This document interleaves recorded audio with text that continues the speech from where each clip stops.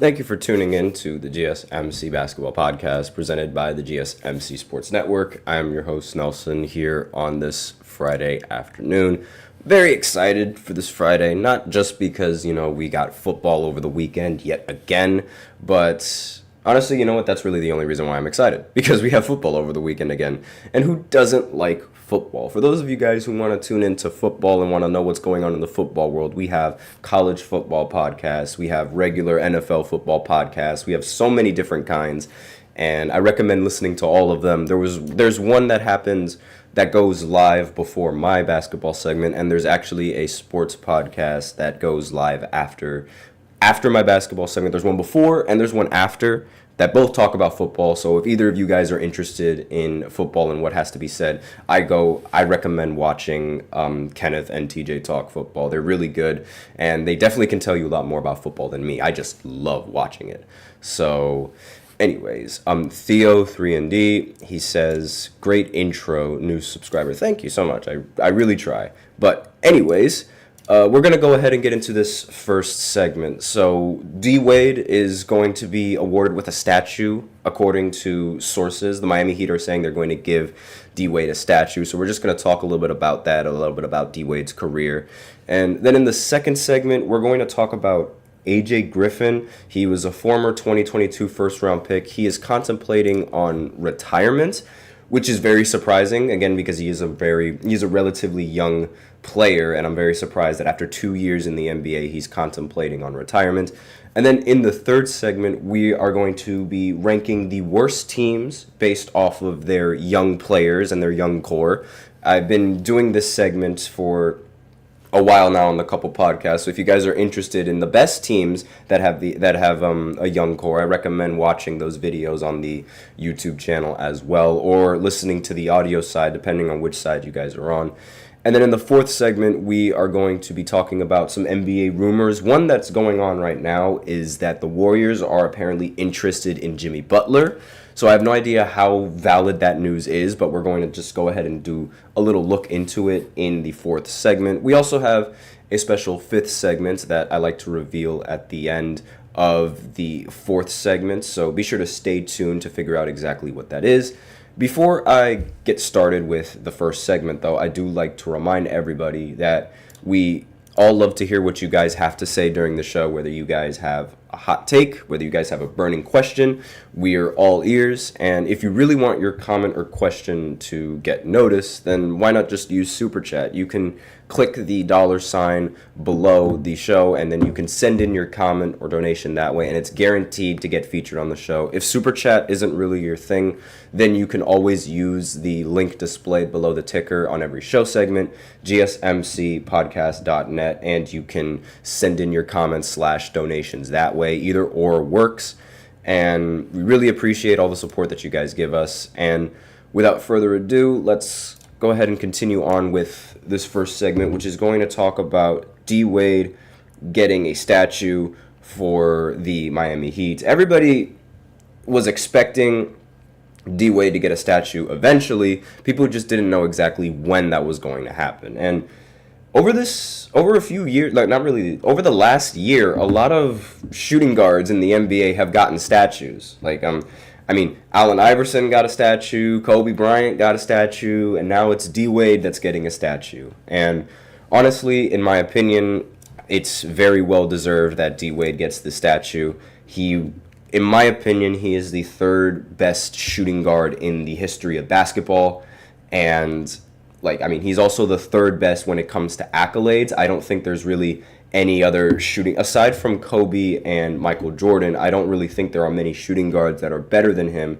Not to mention, he arguably is one of the best players, if not the best player in the history of the NBA to never win an MVP, which is the only stain on Dwyane Wade's illustrious career. That's the only bad thing about D Wade's career, the fact that he has 0 MVPs. But aside from that, his resume is still it's so good, and it's good enough to give him that third best shooting guard ranking, because despite not having an MVP to his resume, he does have a Finals MVP to his resume, which is something that not many players can say that they have. He won the Finals MVP in 2006, I believe, when he was playing with Shaq on the Miami Heat.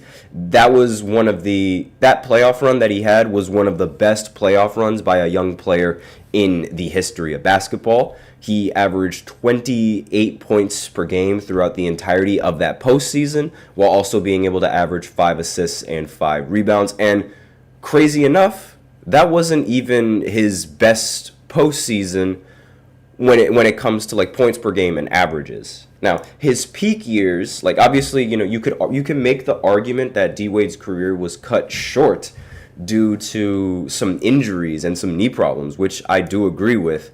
And you can argue that maybe his career could have been a little bit better had he had stayed healthy. And maybe had he had stayed healthy, they would have ended up winning more championship rings, because while D Wade is by far the best player like in Miami Heat history, there is still argument that he could have won more championships than the ones that he already has. He already has the most championships won in Heat history.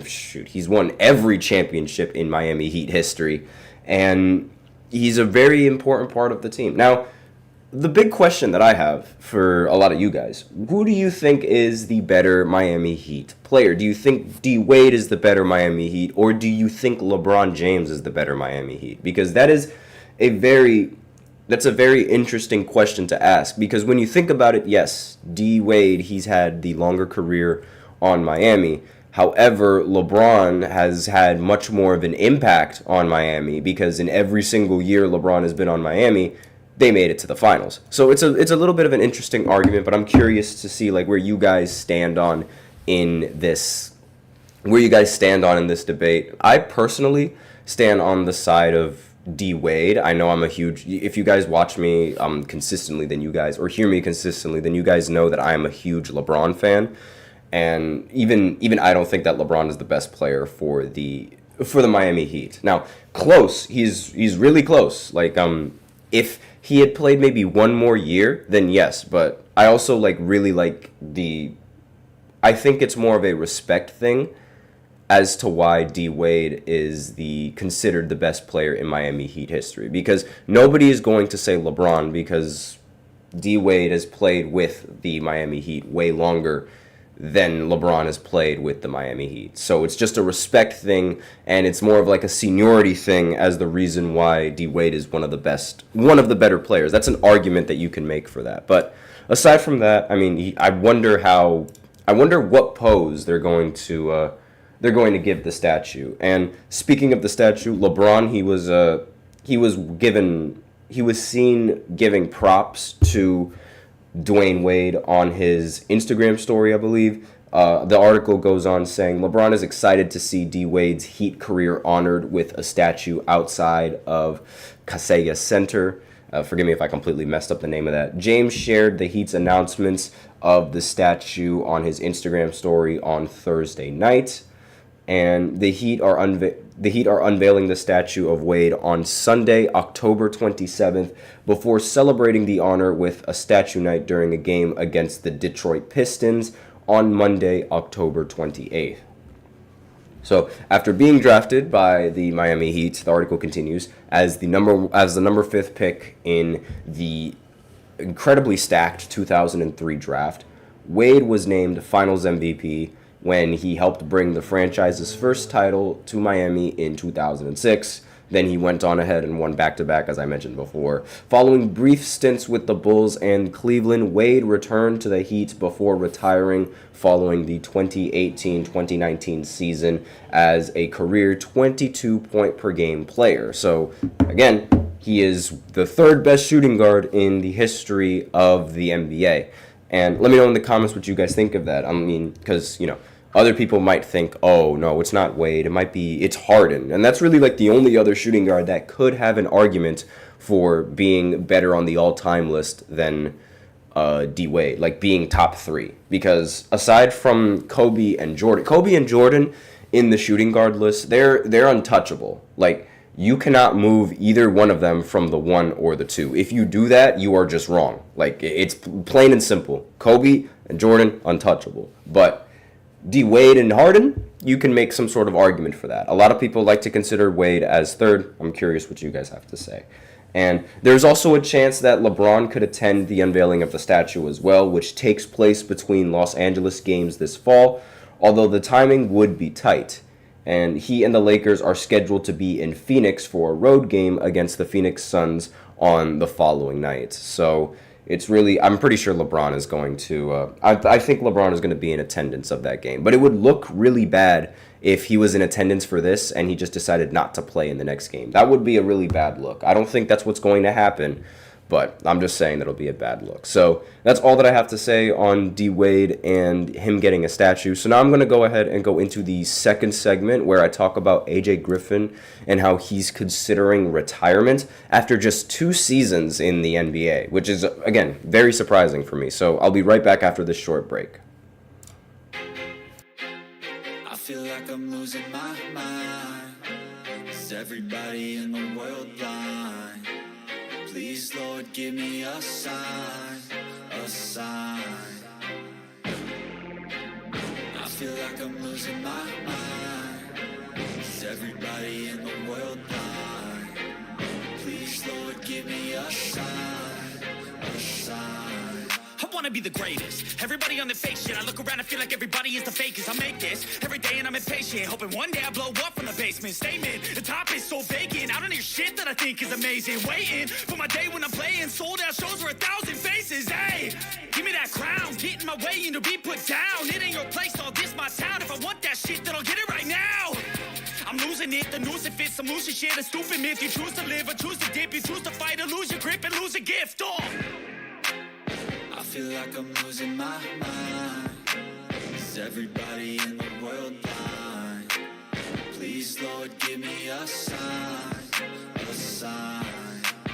I feel like I'm losing my mind. Is everybody in the world blind?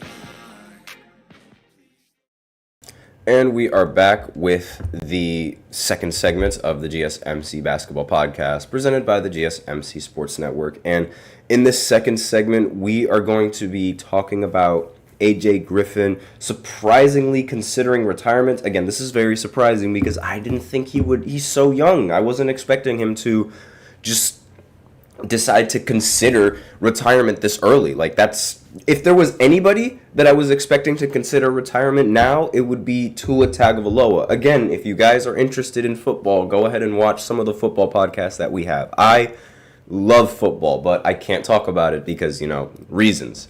But I do recommend you listen to all of the other football podcasts that we have on the show. We have like a chip shot football podcast. We have a college football podcast. We have a fantasy football podcast, for crying out loud.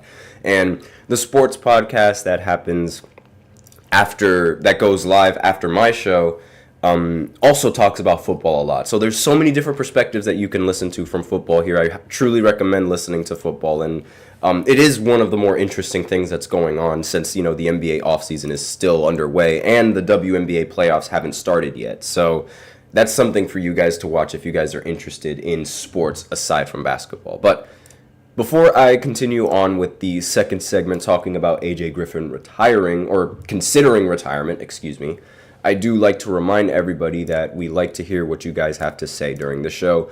Whether you guys have a hot take, whether you guys have a burning question, or something that you've just been dying to share, we're all ears. And if you really want your comment or question to get noticed, then why not just go ahead and use Super Chat? You can go ahead and click on the $ below the chat box, send in your donation that way, and send in your comment that way as well, and it'll guarantee to get featured on the show. If you don't really want to use Super Chat, you can always use the link displayed below the ticker, gsmcpodcast.net, and then you can donate to the show that way, and your comment will also get recognized if you do it that way as well. So those are 2 options for you. Really helps the show, makes it much more interactive between myself and you guys. And without further ado, let's continue on with this second segment, which is talking about AJ Griffin and how he is contemplating retirement. Now, AJ Griffin, this is how he looks like in case you guys don't know. He plays for the Rockets, and again, this article is going to open up saying that he is considering stepping away from the game at basketball. Now, he's only 21 years old, and he's the same age as me, literally the exact same age as me, and he was drafted number 16th in the draft by the Hawks in 2022, and he didn't really play all that much in the few seasons, because I was expecting him to sort of, I don't expect him to play all that much. No one expects someone like that to play all that much. So in his first game, he was averaging 19 minutes per game, and he was averaging 8 points and on 46% from the field and 39% from three. Very impressive. And then all of a sudden, in 2023 and 2024, last season, I don't know what happened. He just fell off. Straight up just fell off. I don't know how you explain it, but he went from 19 minutes per game to 8 minutes per game. His production was essentially cut in half. And his field goal percentage also cut in half. He's shooting 29% from the field goal. And he went from averaging 9 points, almost 9 points per game, to just 2.5 points per game. And I'm over here what? Where did this fall off just happen? And he shot 53% from the 2-point line, from inside the arc in 2022 and 2023.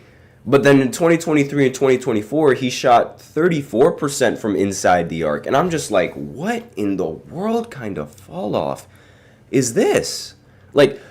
For a brief second, I just thought in my head, okay, maybe he's just in a slump, and he's not gaining all that much production. Maybe the Hawks aren't willing to bank on him being an option for the future. Maybe he needs to go into a new environment. But this is just a dramatic fall off. And again, he was 16th pick in the draft in 2022. And he played the first 2 seasons of his career. And then he was traded to the Rockets in a 3-team deal with the Heat over the offseason. So, Shams also reported that sides are preparing for his departure from the game, suggesting that retirement is a strong possibility. The Duke product enjoyed a strong rookie year with the Hawks in 2022-2023, averaging 8 points per game on 46% from the field, shooting 39 from 3 on 19 minutes per game. Griffin took a step back during his sophomore season last year, playing in just 20 games due to injuries as well as personal reasons. But I understand, but the fall off on that is just absolutely absurd. Absurd. Yes, the injuries is definitely I didn't want to bring up the injuries because it's just I wanted to just look at the numbers, and since he is young, the injury isn't really going to affect him later in his career. Now, if it was let's say if he was maybe 31 years old or something like that, then maybe the injury is a bigger deal. Or maybe if he was somewhere maybe in the 30 or in 29, 28, something like that, entering his prime, then it would be a big deal, the injury. But you're not really slowing anything down getting injured here, so I just didn't really feel like bringing up the injury up until the article brought it up. And he only played 20 games last season due to personal reasons, and he only averaged 2 points in 8 minutes. And so, obviously, you can make your opinions on that whether you want. Hold on just 1 second. I just got an email from my teacher. Okay, whatever. We'll just skip through that. AJ Griffin was expected to be a rotational piece for Houston next season after the team gave up a mid-season round pick for the 6'6" wing. Griffin spoke out about his off-the-court issues last December, but didn't really get into specifics about what he was dealing with personally. So, apparently, it's bad enough to even want to consider retirement. So the article continues with, quote, "I would say I'm glad to be back," Griffin said on December 28th. And it continues, "The team has been great to be able to support me through this time, stepping away for a little just for personal reasons. I definitely want to keep it brief and not put it all out there." Well, that quote is, it's not really aging well. And Griffin is the son of a longtime NBA player, Adrian Griffin, who was fired as head coach of the Bucks last season after just 43 games, which I personally think is wrong. In fact, you know what? Before I end off with this segment, I just want to say how wrong the Bucks were for firing Adrian Griffin. I'm appalled at that decision. They really would have rather had Doc Rivers as their coach as opposed to Adrian Griffin. And it backfired on them eventually because the Bucks finished the season with a record of 17-19. So they finished negative despite the fact that their coach, who started out, was positive. Like, they were the second best team in the entire Eastern Conference, and then they dropped because of Doc Rivers. And I'm just appalled. I am mad. I am frustrated because why would you do this to your franchise? You were so close to competing. And then this happened. So that's the tangent that I wanted to go on. Let me know in the comments what you guys think of AJ Griffin. Do you guys think he should just retire? Do you guys think he should continue to try and maybe be a bit better? I personally think he should, pursue his career in the NBA, and I think he really, really should try, but it doesn't really seem like he wants to, so I have no idea what exactly the play is going to be for him. But personally, I would much like to see him suit up and legitimately play. So we're out of time for the second segment, so now we were going to go ahead and go into the third segment where I talk about the worst teams based off of their young core. So I'll be right back after this short break, so be sure to stay tuned for that if you guys are interested in this list. Looking for your daily fix of sports talk without having to pay for it? GSMC Sports Network is available on YouTube. Just search GSMC Sports Network. Get your fix of daily sports talk shows on YouTube, absolutely free. NFL, college football, NBA, MLB, MMA, UFC, fantasy football, and so much more. GSMC Sports Network has shows running all day long, with new sports shows starting every 2 hours. Just like on your favorite cable sports channel, except GSMC Sports Network is absolutely free. Just search GSMC Sports Network on YouTube to catch one of your new favorite shows, like the GSMC College Football Podcast, Chip Shot Football Podcast, Hoops and Heels Women's Sports Podcast, GSMC Basketball Podcast, and so many more. Check it out for yourself. GSMC Sports Network, now available on YouTube absolutely free. Search GSMC Sports Network on YouTube right now.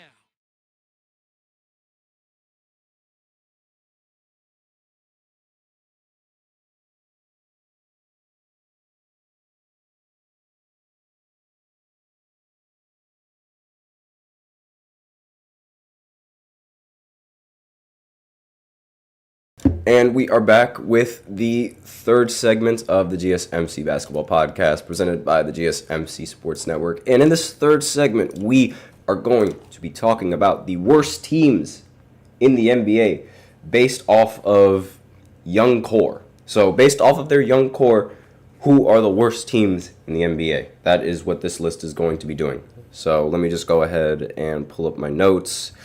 And if you guys are interested in some of the best teams based off of their young core, I do these, I've been doing this segment for a while now, so you can actually look at the YouTube channel and go ahead and see what I think are the other teams that are like, and where I rank them based off of their young core. I started with 1 through 5, and then I continued 5 through 10, 10 through 15, this, that, and the other, etc., and so on and so forth, and I continued going on until I've made it to these teams. So if there are any of you guys who are interested in figuring out or listening to who I think are the best teams based off of their young core, all the way down to the worst teams, there's your answer. And for those of you guys on the audio side, you should be able to hear that segment in a few of the previous podcasts that I went ahead and uploaded before this one. So for those of you guys who might be confused on where to look for these, that should answer your question. So the worst teams with the young core. We're going to start at the 5th worst team based off of their young core, and that is the Los Angeles Lakers. Now, the Lakers, they have they have a lot of young talent. They do have a lot of young talent, but doesn't mean it's good talent. In fact, actually, no. Let me rephrase that. They have a lot of young players, but that doesn't mean that all of those players are incredibly talented.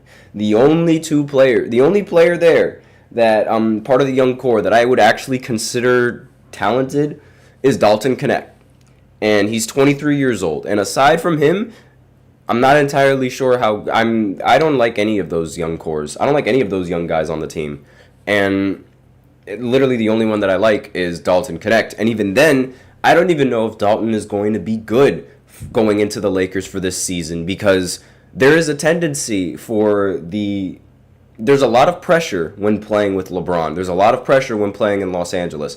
I don't know if Dalton Knecht is going to be able to handle all that pressure, especially considering how, he's never played an NBA game before. So there's a lot of pressure on him. And then not to mention Bronny. And I understand, Summer League, it doesn't really mean much. And the stats in the Summer League, they're meaningless, essentially, when it comes, and when you think about it in terms of like NBA season and how there's so many players that were terrible in the Summer League but ended up being good in the NBA, and there were so many players that were good in the Summer League but ended up being terrible in the NBA. And, the Summer League doesn't determine anything. It's a completely different league. I totally understand that. However, based off of Summer League performances, because that is the only thing that I'm able to base this judgment off of, Bronny James was not that impressive. Like, his performances were very lackluster. I'm sorry to say it, but it's like they weren't that impressive. And I'm rooting for Bronny. I hope that Bronny has a very good career with the Lakers and his father, and I really hope that he finds his stride. But as of right now, not very impressive game coming in, or not very impressive Summer League performances coming in from Bronny. And aside from Bronny and Dalton Knecht, who are the two most popular young players on the team, there's also, Jalen Hoodshif, Max Christie, Maxwell Lewis, Cam Reddish, Jackson Hayes, and Jared Vanderbilt. And every single one of those players that I just mentioned are just, I'm sorry, I'm not a big fan of them. They're just really, really, they're not it. They're not the kind of players that you want to build your team around, and they're not the kind of players that you want to develop into great players. Like, you don't really expect them to develop into such fantastic players, which is why I think the Lakers are ranked 5th on this list. So, next team, the 4th worst team based off of their depth, is the Boston Celtics, and I'm only using Kristaps here because, the rest of the Celtics is just, they're older players. They're veteran players, or young veteran players. I can't even say, I want to call Jason Tatum a veteran player, but he's still relatively young. And even though he's been in the playoffs, and he's been to the Western Conference Finals, and he's been to the Eastern Conference Finals, and he's been to the finals numerous times in his career. I can't really say that he's old, but I also can't really say that he's that young either. So it's it's either or, in my opinion. But anyways, the Celtics, obviously, since they're in the second apron and they're paying every single one of their starting lineups a lot of cash, the young lineup that they have isn't really going to be all that impressive because all of the money is going into the starting lineup, which is okay because, as the Celtics, they literally just won the NBA championship without needing to have a serious young core. They have the lineup that they need. There's really nothing that the Celtics need to do to change anything to continue being a contending team. And all they have to do is just make sure that their players stay under contract, because their players, while I did say that they weren't young, that doesn't mean that they're old. You could still sign them for several more years, and you could still keep your championship hopes alive. Now, the Celtics and the young core that they have, there's Jaden Springer, who's all right, Jordan Walsh, Baylor Shearman, forgive me if I messed up the name. They just acquired Lonnie Walker IV, who is a great player. He was great for the Nets. Xavier Tillman and Neemias Queta. Forgive me if I botched that last name. But Lonnie Walker, a lot of people really consider Lonnie Walker like a much shorter version of Jaylen Brown. and a little bit of a weaker scorer than Jaylen Brown, but, he's going to be coming off the bench, so that's not really, you don't need him to be that much of a competent scorer. But this is the young core that the Celtics have. Again, you don't really need to worry about young players if you are the Celtics, because your team is already in championship contending. Like, it's already in championship contention, so it's really no big deal. Having a bad young core and being on this list, it's not that big of a deal. Now, the next team on this list is the New York Knicks, and they only have 4 players who I would even consider young, in young being below the age of 25. Precious Achiuwa, forgive me if I messed up that last name, Tyler Kolek, Miles McBride, and Pacome Didiet. Forgive me if I messed up any of their last names. But again, similar to the Boston Celtics, this lineup isn't necessarily dependent on their young core. They already have a very solid team and they have so much chemistry. If there's any team that I think has the best chemistry in the NBA, it is the New York Knicks, because everybody in that lineup, you can argue everybody in that starting lineup has played with each other since college. They've been with each other since they were teenagers. So that their chemistry is going to be absolutely, it's going to be Hall of Fame. It's going to be elite. And that's sort of what the Knicks and their reputation is built off of, and that's their identity. They don't need to be a young team. They are a team that's been playing together for a very long time, and they have that chemistry. That's their identity, and that's how they're going to win.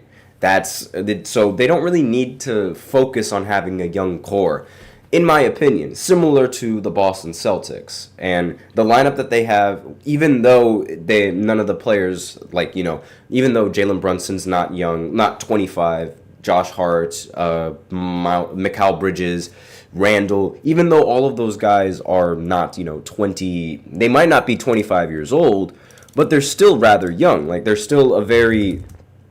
They're still a pretty young team, in terms of, Jalen Brunson is 28 years old. Julius Randle, I'm just going to check his age as well. I believe he's 29 years old. And let's see, Mikal Bridges is, let's just look at the age right here. He's 28 years old. See, so this is a relatively young team.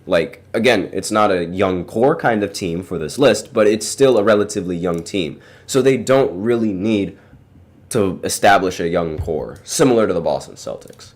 Now, that opinion sort of changes, however, when I move on to the next 2 teams, which is the Clippers, and you'll see who the last team is. Now, the Clippers being on this list and having one of the worst young cores in the NBA is not ideal.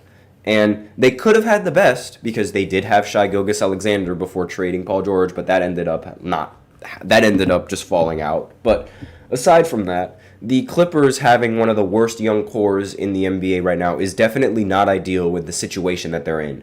So the reason why I say this is because right now the Clippers, they literally just lost Paul George, meaning they just lost their best chances of making it all the way to the NBA Finals and winning a title. And now that they have one of the worst young cores in the NBA, they're really going to struggle in the future if Kawhi decides to leave, if James Harden decides to leave, or if either of those players end up falling off, because James Harden is starting to decline and Kawhi Leonard is starting to get more injury prone.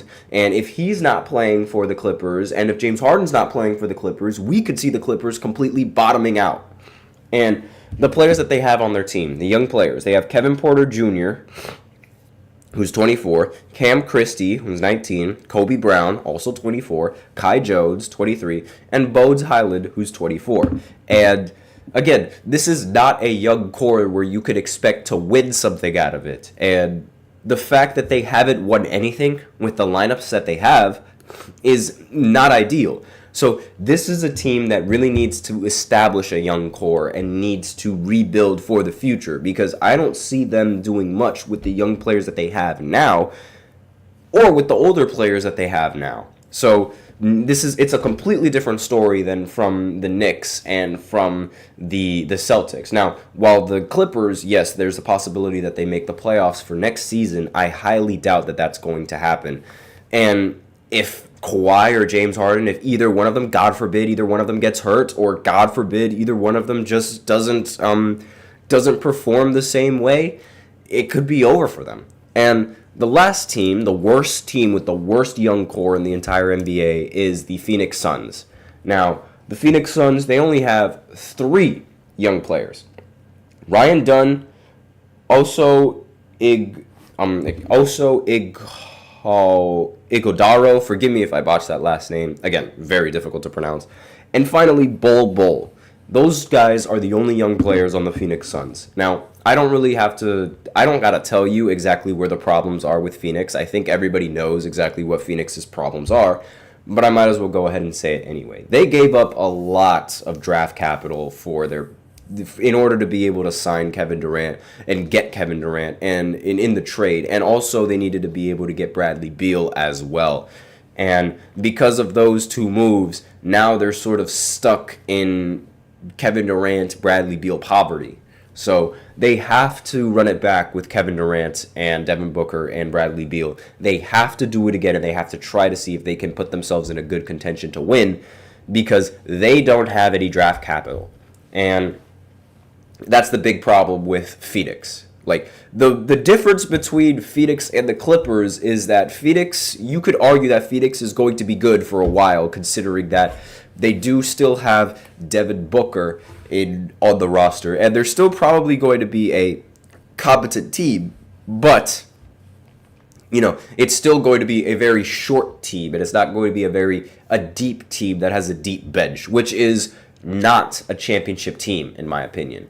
So that's all that I have on this list. Again, these are the worst teams based off of their young core, so I desperately need to blow my nose right now.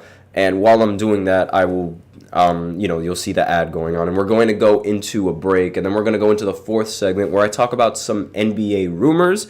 Right now, there's a big one surrounding Jimmy Butler. So I'll be right back after this short break. Be sure to stay tuned.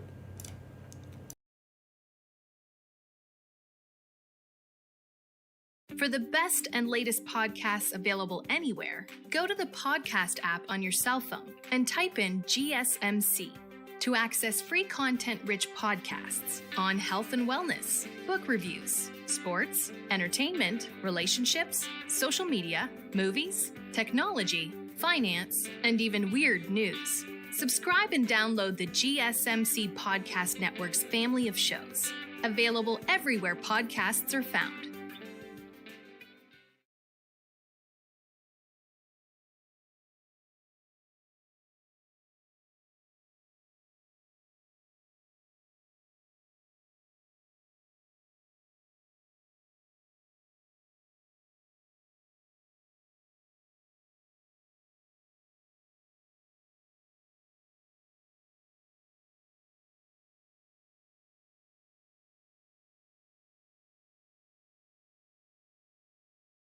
And we are back with the 4th segment of the GSMC Basketball Podcast presented by the GSMC Sports Network. And in this 4th segment, I am going to be talking about some NBA rumors that are surrounding the NBA. And one of the big rumors that's going on is there is some sources that are saying that apparently the Golden State Warriors are one of the teams that are interested in Jimmy Butler. So this is, I have 2 articles, one from Bleacher Report and one from hoopsrumors.com. So I'm just going to go ahead and read both of them and give my opinions on both of those as well. But before I read, I'm actually going to go ahead and say what I have to say. So the Warriors, they passed up on Paul George. They also passed up on Lauri Markkanen. So I believe that, it would only make sense. The next best free agent or the next best player that's going to be on the free agency market is going to be Jimmy Butler. So trying to pursue somebody like Jimmy is not a bad idea. I don't think it's a bad idea. In fact, there was one instance where when Jimmy was on the Timberwolves, I don't know if you guys remember this, but all the way back in 2018, I believe, Jimmy, when he was on the Timberwolves and he really, really, really, really wanted to get traded, when Golden State was winning at that time, because Golden State was super overpowered and they had Kevin Durant, the Warriors and the Warriors fans would go crazy and they would wave their handkerchiefs or their napkins or whatever it is that you want to call it, their towels, that's what it is. They would wave the Warriors towels in the Warriors arena. And once Jimmy Butler was in Golden State and when he was in the Warriors arena, when the Warriors fans were doing that, he was joining in on that. So it does seem that he is slightly interested in playing with Golden State, or at least he was slightly interested in playing with Golden State before. So we'll see how that works we'll see how that works in the entire thing. We have somebody in the chat saying SmackDown returns home to USA Network tonight. That's a whole different thing. That's wrestling. If you're interested in wrestling, I recommend listening to Eric. We do have a wrestling podcast. He goes live at, I believe, 12 o'clock, midnight Eastern time, something around that. I believe that's when he goes live. I know he goes live like super, super late. It might actually be like 11:30 that he goes live. I'm not entirely sure, but I do know that if you guys are interested in wrestling, I do recommend listening to the wrestling podcast that we have. And I'm just going to go ahead and continue on with this article talking about the Warriors and their interest in Jimmy Butler, because quite frankly, I wouldn't be surprised if Jimmy would want to join the Warriors, because it seemed like he wanted to join it before. So after missing out on free agent targets like Paul George and Lauri Markkanen this offseason, the Warriors remain on the lookout for stars who might become available on the trade market. According to Sam Amick of The Athletic, who said on the TK show that Heat forward Jimmy Butler is among the players that the Golden State is monitoring. Quote, Jimmy Butler is going to be a free agent next summer, didn't get an extension done. The Warriors, as you know, have interest there, and I think probably made a couple calls during the summer. So this is, again, I say that this is a rumor because this quote is literally saying, and I think probably made a couple calls. So no idea whether or not this is true, no idea whether or not it's confirmed. We have no evidence of that, but I wouldn't be surprised if the Warriors are as interested in Jimmy Butler as they would be, because again, Paul George, he is a 3-and-D kind of player. He is actually, that's like kind of disrespectful now that I think about him, because he's way more than a 3-and-D caliber player, and he can do a lot with the basketball. He can shoot the mid-range, he can shoot the three, he can handle, he can create shots himself, and he can play defense. All of that Jimmy can do as well. And depending on the argument on who does it better is still up for debate. However, the production and the efficiency and the way that they get their production is more or less the same thing. And so I wouldn't really be surprised I'm not surprised that they try to pursue Paul George and then afterwards try and pursue Jimmy Butler. Now, it might sour Jimmy Butler a little bit, considering that, Jimmy Butler takes a lot of things, rather personally. So it might sour him into, let's say he might be thinking, oh, you guys are only interested in me now because Paul George decided to pass up on you guys. So now you guys are interested in me. Well, I'm not interested in you. That's how petty Jimmy Butler can be sometimes. So maybe he wouldn't even want to join the Golden State Warriors because he feels like if the Warriors wanted him, they would have went and they started to try and get him before the Warriors tried and get Paul George. That could be how it works. You never know. But Butler is going to turn 35 on Saturday and is entering what is going to be most likely his last year on the contract with the Miami Heat. Although, by all accounts, he remains committed to the Miami Heat, the 6-time All-Star has reportedly told the team that he wouldn't sign an extension before next summer and is going to reevaluate his options next offseason when he holds a $54.4 million player option for the 2025 and 2026 season. So if the Heat get off to a poor start this season, it's possible that they'll consider the idea of moving Jimmy Butler at the trade deadline, though there's no indication that they've seriously considered that possibility to this point. So the big question is, should Jimmy Butler finish the season out in Miami? Or should the teams just decide to trade him? Not entirely sure.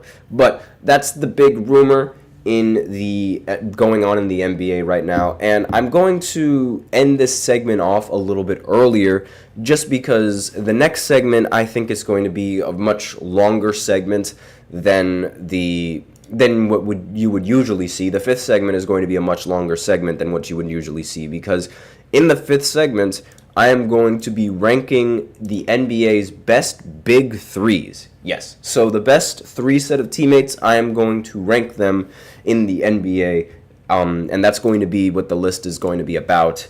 That's the fifth segment. That's what's going to happen. So for those of you guys who are interested in figuring out or in learning who I think are the top 10 big threes in the NBA, just go ahead and tune in, and I'll be right back after this short break, so be sure to stay tuned.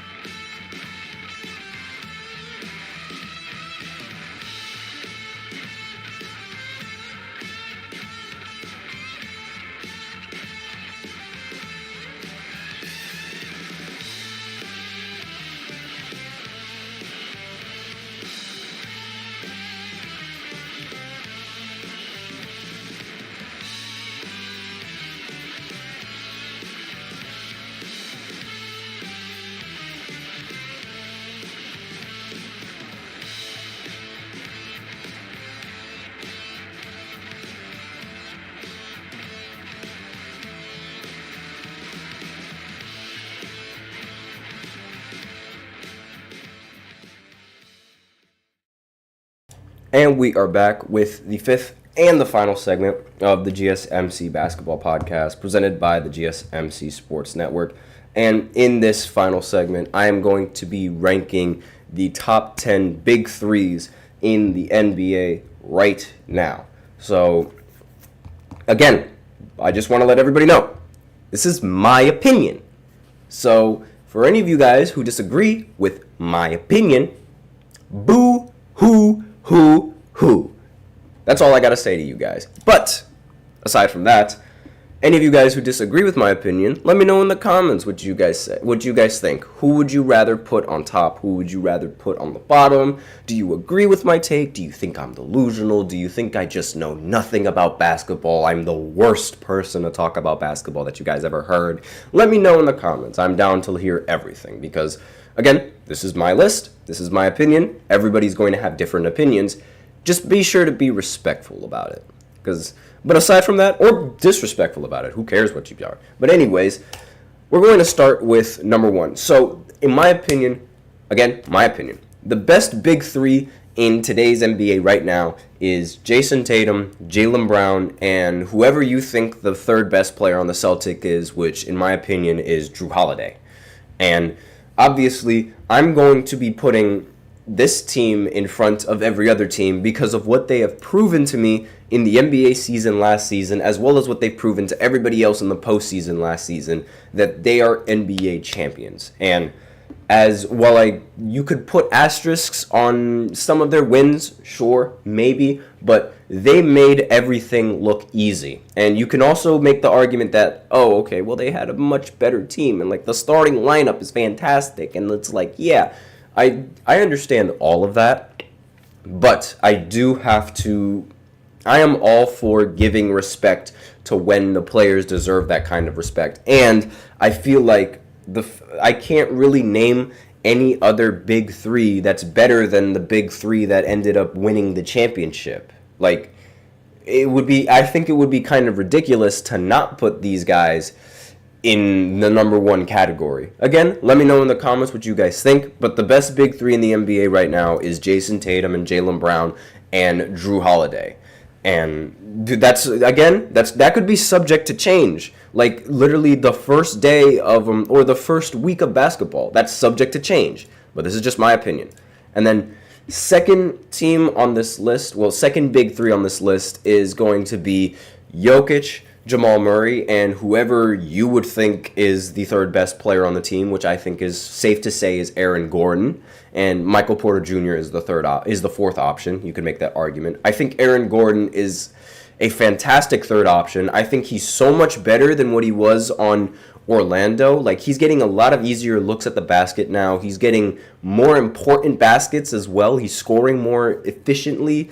He was also a very key piece in the playoffs when they desperately needed him, both not just as champions but also like just advancing in general.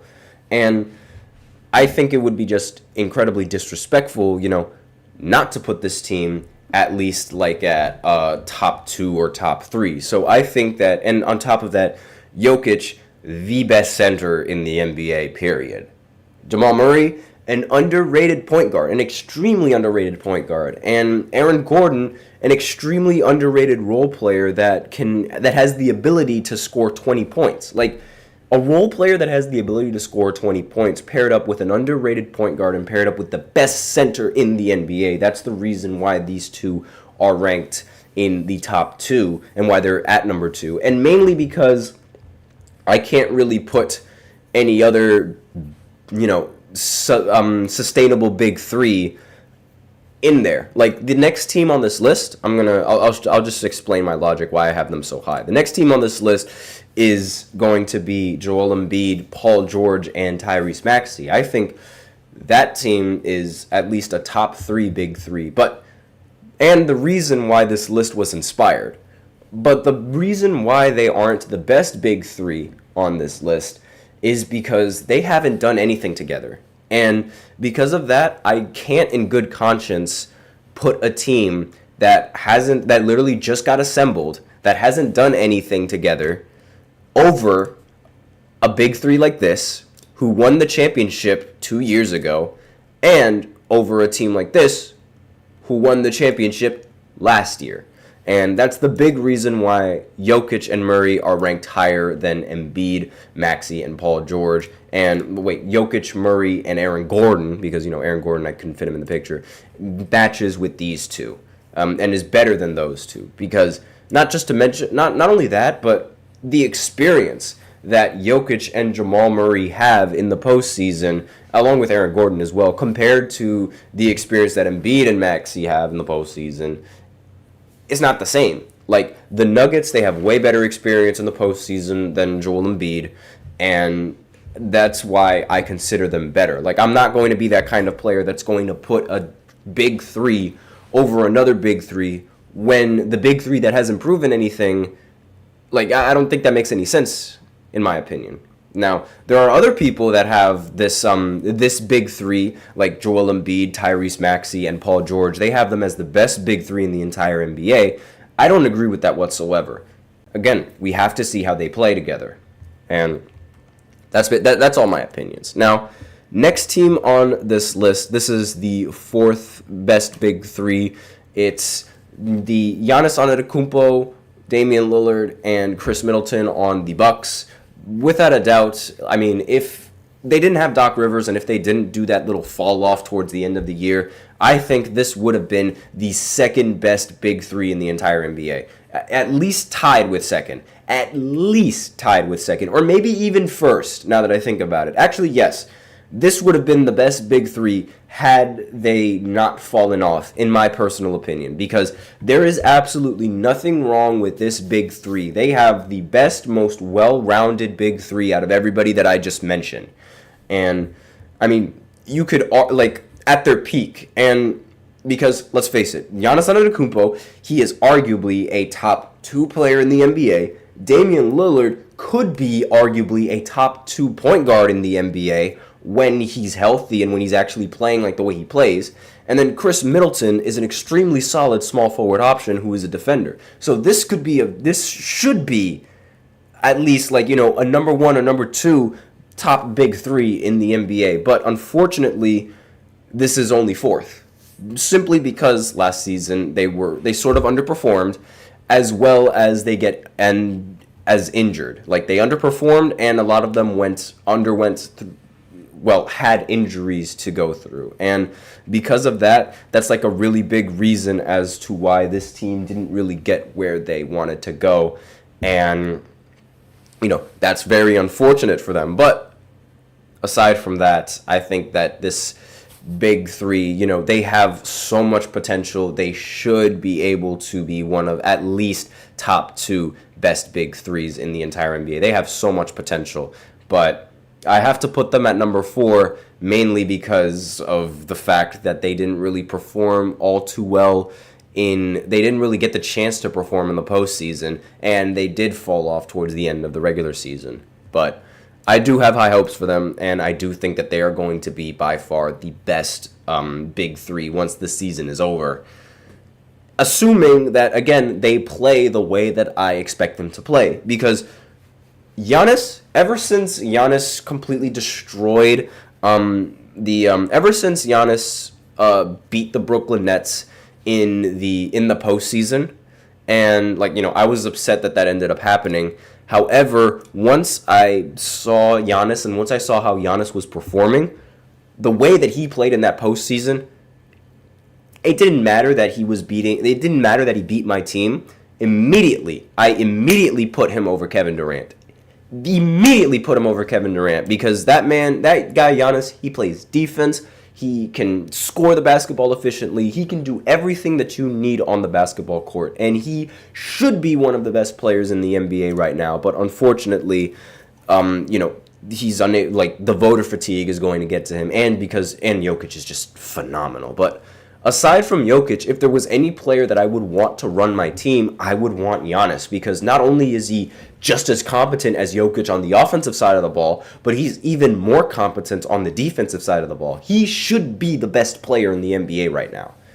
And Damian Lillard should be a top point guard in the NBA right now. So if we're just going off of that, I think they should be the best. But I'm ranting a little bit about this team. Let's move on to the Lakers because, a lot of people want to hear about the Lakers. So they're ranked at number 5, and the biggest reason why they're at number 5 is because of LeBron and Anthony Davis. Easily, they were two of the most impactful players on Team USA, and not only that, LeBron is LeBron, and Anthony Davis was actually very good last season as well as in the Olympics. So whoever you want to consider to be their third best player, who I think is Austin Reeves, it doesn't matter because LeBron and Anthony Davis are just that good. And they've proven that they were that good in the Olympics. And if you don't think they're that good, you're just hating. It's that simple. I'm sorry to say it, but you just don't like LeBron if you think that that's not the case. Because LeBron has still, on a team full of the best players in the NBA, people still go to LeBron. If that doesn't tell you that he is the best player, I don't know what does. It's plain and simple. And on top of that, he has Anthony Davis to pair alongside him.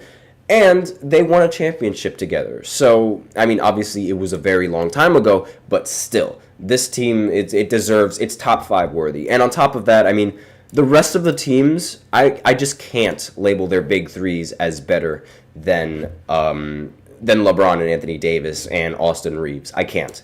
And the next team is Luka Doncic, Kyrie Irving, and Derek Lively the second. Now, Derek Lively the second is obviously going to just bring the overall ranking of this team a little bit downwards because again, he's not an all-star, he's not a superstar, he's just that kind of role player, similar to Austin Reeves. It's just the big difference between those two is that I think Anthony Davis is better than Kyrie Irving by a lot. And I think Luka Doncic is only better than LeBron now by a little bit. And even then, there's still argument that I think LeBron is better than Luka Doncic because LeBron plays better defense. But I think Luka's offense greatly outweighs LeBron's defense and his offense, in my opinion. But it's really close, very marginal. But the big reason why the Lakers are ranked higher than the Mavericks in this case, despite the fact that the Mavericks made the finals last season, is because Anthony Davis and LeBron, they do have a lot better defense overall as when you're comparing it to these two, while still having a very good offensive game. So I think it's fair to rank the Lakers higher than them due to their defense, while also still being competent on offense, as opposed to this team where they're only solid on offense. Let me know in the comments what you guys think of that, because if they play defense, they would be ranked higher than the Lakers in my opinion. But because I feel like LeBron and AD's defense is better, that's the reason why they're ranked higher. Same thing applies with Kevin Durant and Devin Booker here as well. The fact that Kevin Durant and Devin Booker, and along with Bradley Beal, they only play offense, that's the reason why they are ranked 7th on the top 10 big threes lists.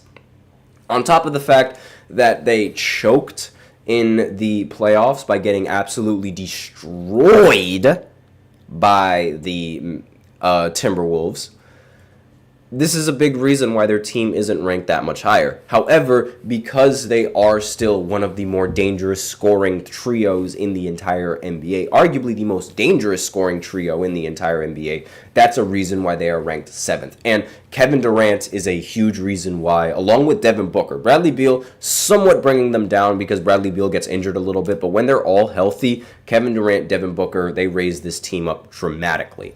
And next team on this list is the Oklahoma City Thunder with Shai Gilgeous-Alexander, Chet Holmgren, and Jalen Williams. Now, the reason why this team isn't ranked all that much higher is because Chet Holmgren isn't as good as a lot of people think that he is, and at least in my opinion.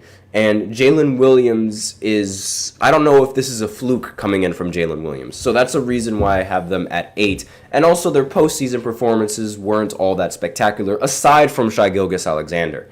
And Chet Holmgren, again, he's very efficient, yes, but his impact on the game and on this team with the OKC Thunder, I don't really see it all that much. And the same thing, now Jalen Williams, on the other hand, he's getting there, but again, the big reason why this team is at 8 is because of SGA and his amazing MVP caliber kind of play. And again, like I need to see more from these young guys before I can rank them a little bit higher than 8. And the same thing applies with the Timberwolves alongside with Anthony Edwards, Karl Anthony Towns, and Rudy Gobert. And Rudy Gobert is dragging this team down a little bit offensively, and Karl Anthony Towns is dragging this team down a little bit defensively. Anthony Edwards is in the middle of both of them, where he's good at offense and defense. And really, the big reason why he's only this big three is only ranked 9th is because, yes, they did make it far into the postseason, but it wasn't because of those three. It wasn't strictly because of those three that they made it that far. Their team played fantastic. They didn't, in fact, in the Western Conference Finals, Anthony Edwards and Karl Anthony Towns were awful. Rudy Gobert, don't even get me started on Rudy Gobert in the Western Conference Finals. Their performances were bad, and that's a big reason why this team is ranked so low in the big three list, because and even then it's not even that low, it's at number 9. But this is a reason why they're at number 9, because their production when it really mattered was bad. It was atrocious, and it's something that they're definitely going to want to forget. But that's a big reason why they're at number 9 on this list. And finally, because we are running out of time, the Memphis Grizzlies. Now, the Memphis Grizzlies, while, yes, they did not play a game with their big three last season, I still think that when they do have their big three with Jaren Jackson, Desmond Bane, and John Morant, they are a very dangerous team, and they are a team that you need to look for into the postseason. And I mentioned before that if there was any team that I could see make the postseason and that didn't make the postseason last year, it would be the Memphis Grizzlies, or it would be the Sacramento Kings. One or the other. It would be either one of those teams. But if I was to bet on one of them, I think it would be Memphis. And just to have an honorable mention and another team that I feel like should have a big three, I think the Miami Heat with Jimmy Butler and Bam Adebayo, and whoever you think their their third best player is on the team. Could be Tyler Hero, could be Jacquez Jr., whichever one of those players that you think of. I think that's a pretty decent honorable mention. Or actually, I lied. No, the best honorable mention is the Kings with Sabonis, De'Aaron Fox, and Keegan Murray. That's the honorable mention right there, because I think that those guys are going to be fantastic for next season. I really hope that they capitalize and they deliver. But aside from that, that is all that I have on this for this fifth segment, and that's it for the podcast for today. Thank you so much for tuning into the GSMC Basketball Podcast, presented by the GSMC Sports Network. Your support means a lot to us, so please remember to subscribe to the show and leave a positive review. It really does make a difference. We also invite you to follow us on Facebook, Twitter, TikTok, and Instagram for more content and updates. And as usual, please remember to use the link displayed below the ticker on the show segment if you really want to get your comment or question recognized. Use the link gsmcpodcast.net, or you can click Super Chat just below the chat box and send in your comment or donation that way. Either or really helps the show. Thank you so much for tuning in, and I hope all of you guys enjoy your weekend. I am your host, Nelson, and as always, take care.